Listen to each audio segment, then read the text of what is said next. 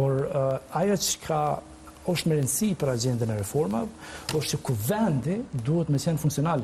Analizon agendën e reformave, është reformë ligjore, kryesisht. Edhe kur është me akte në ligjore, me strategji, me udhëzime administrative, me për shembull në edhe udhëzimin për energji e patum kohëve të fundit, kryesisht është reformë ligjore.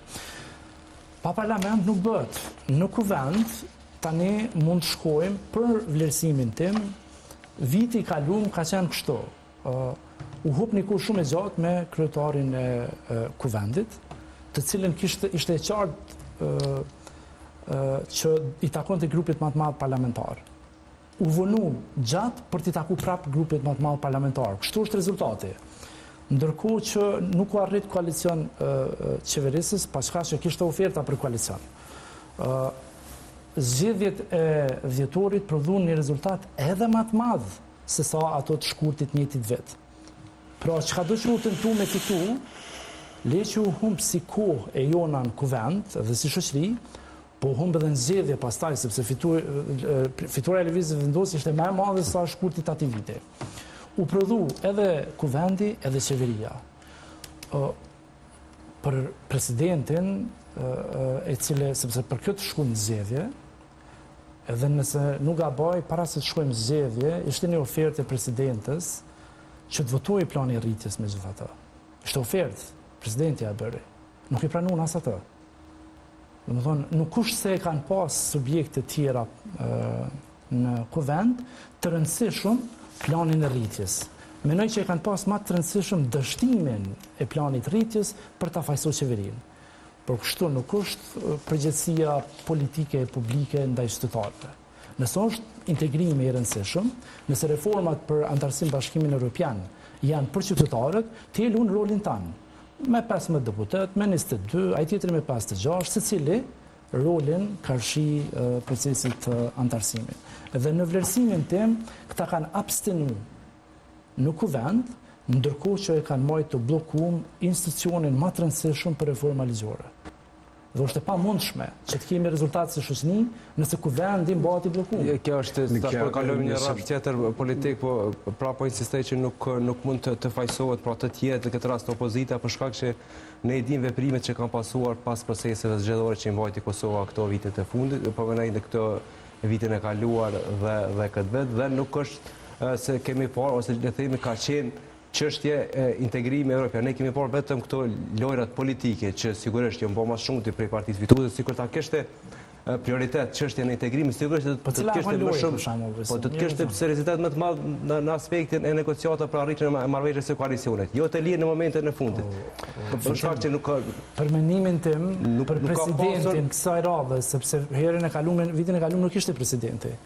Për presidentin kësaj radhe u propozu një kandidate prej pas shumë oferta, u propozu dhe një kandidate konsensuale, zonja nderuar Feride Rushiti, të cilës ishin krejtorët e fundit. Pse u propozu kjo është ideja që po duhet shtu, po të kishte seriozitet ose qëllim të mirë për funksionalizim të institucioneve dhe për mbushjen e këtyre reformave, sigurisht se këto oferta edhe këto që i pon pastaj do të bëhen që ne mund ta ndajmë momentin. Që nuk po ndodh as tash domon, as tash as pas zgjedhjeve që ta ndajmë momentin. Po veç ta përfundoj stadin, se besoj kem kohë. Veç ta ndajmë momentin. Oferta edhe ora, ta na flasim edhe për orën, po le ta vlerësojmë ofertën. Oferta ishte për një president konsensual, të cilën thanë jo, nuk ka kur vënë. Në fondin e konfiskimit e kemi nxjerr pa ai vlerësohet brenda 30 qershorit, u shtafat. Pra, ndërkohë që u refuzu edhe oferta jon për ofertat e tyne, ata marrën me 3 oferta. Domethënë pa refuzim dy fesht. Edhe ndaj zonës Feride Rushiti, edhe ndaj ofertës tonë për ofertat e tyne. Mbrana orarit kemi qenë. Atëherë pse po ju refuzon opozita? Atëherë do të thonë dhe foja. Ato refuzu shtetin. E ka marrë peng komplet kuvendin që reformat po dështojnë. Nuk e ka marrë. Arsyeja vetë me zoti Zulfa e kisha thonë unë kështu që mund edhe e kam lexuar edhe postimin e juaj. Ju mund edhe këtu mund ta ta hodhni fajin të opozita tek mos konstituimi i kuvendit. Në postimin e juaj e keni specifiku opozitën. Mirë po, unë e dëshmova këtu edhe ju tregova që ka hapa që ju nuk keni ndërmarrë veprime dhe që janë përgjegjësi e qeverisë. E thash, çështja e fondit, çështja e strategjisë, prej 2022-s nuk ekziston strategjia. Ashma tepër që refleksin e ka posë tek luftimi i krimit dhe korrupsionit. Eksakt, ajo çka deshta të them është që kjo qeveri dhe kjo shumicë, ju keni ardhur në 2019 dhe 2021 në pushtet, po të kishit të qartësuar synimet e juja dhe objektivat strategjike, integrimet evropiane, çështjet ekonomike, çështja e dialogut, çështja e kësaj, çështja e sigurisë, po të kishit të qartësuar këto çështje, atëherë do ishte ndryshe, sepse do kishi kalkulu me aspektet politike se çfarë ndikon në mosbatimin e atyre objektiva strategjike. Do thot, po të ishte prioritet aspekti i zbatimit të planit të rritjes, ne gjatë vitit 2025 do kishim pas institucione. E potencoj edhe fitimi me një shumicë komfort e keni qenë gjatë gjithë kësaj periudhe, prej 2021 e knena, edhe mos me arrit me i ba do politika cilat janë shumë bazike. Nga përvoja ime me institucione, problemi është që nuk I keni lënë administratën me I bë ato, sepse mos kemi strategji kundër korrupsionit që nga 2019-a. E ende e të përfshihet në planin e rritjes për arsye se nuk kemi strategji kundër korrupsionit nga 2019-a, kjo tregon shumë për prioritetet e kësaj qeverie. Që ka qenë një prej obligimeve që ka mujtë me kry qeveria në kohën se ka qenë me mandat plot. Pa që në përfshime këtu në kuadër të planit e rritjes. Tash, në kuadër të planit të rritjes i qeverisë Kurti pa e bo këtë plan, këtë strategji. Në kuadër të planit të rritjes ka afat edhe 6 muaj.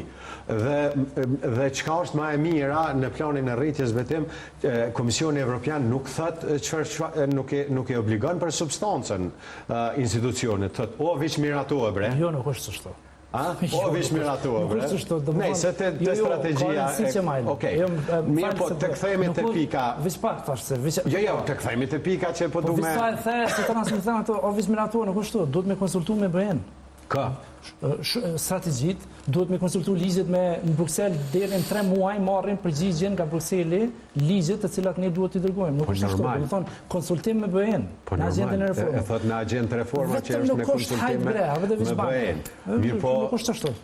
Nuk u vizbane bre. Në pas parasysh që në periudhë BREA ka refuzuar me konsultu me qeverinë e këto vitet e fundit. Ka pasur edhe